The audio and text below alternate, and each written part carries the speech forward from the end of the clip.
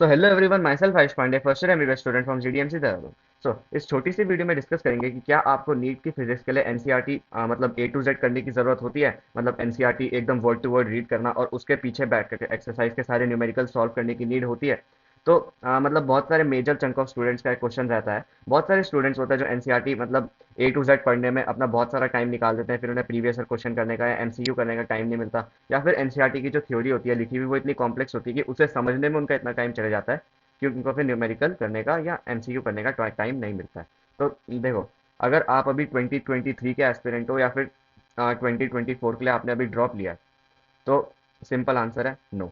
अभी आपको नहीं करना है, आपको सिर्फ अपने कोचिंग के नोट्स पे और अपने पीवाईक्यूज पे ही फोकस करना है। कोचिंग के नोट्स पे ही क्यों, मैं हर बार क्यों इतना स्ट्रेस देता हूँ कोचिंग के नोट्स पे रादर देन एनसीईआरटी, क्योंकि वो कंसाइज होते हैं, उनमें कॉन्सेप्ट टू कॉन्सेप्ट बात होती है और कॉन्सेप्ट बताने के बाद डायरेक्ट आपको फॉर्मूला या फिर अगर किसी में डेरिवेशन की नीड है, वैसे तो नहीं होती, अगर है तो करा देते हैं टीचर, वरना नहीं। डायरेक्ट आपको फॉर्मूला बता देते हैं, उसकी एप्लीकेशन बता देते हैं, समझा देते हैं कि वो फॉर्मूला क्या है, उसमें कौन सी चीज़ क्या है, और आपको कॉन्सेप्ट बता देते हैं। तो इसलिए कोचिंग के नोट्स ही फिजिक्स के लिए बेस्ट होते हैं, उनमें थ्योरी और थोड़े बहुत न्यूमेरिकल और फॉर्मूलों का अच्छा कॉम्बिनेशन टीचर्स करवा के दे देते हैं।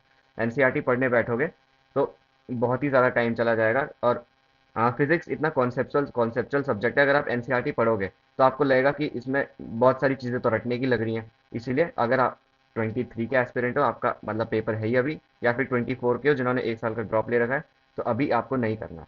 अगर आप 25 के एस्पिरेंट हो तो देखो, पहले तो आप प्राइम फोकस अपना नोट्स पे और पीवाईक्यूज पे ही रखो और उसके बाद मॉक टेस्ट पे। उसके बाद अगर आप पे टाइम बचता है तो बस अपनी संतुष्टि के लिए आप ये कुछ चैप्टर्स है जैसे मॉडर्न फिजिक्स के atom, nuclei, dual nature, semiconductors और ईएम बेस्ड, जो ये सारे 12th में आते हैं वैसे चैप्टर, अगर आपके पास टाइम बचता है तो आप ये कर लो।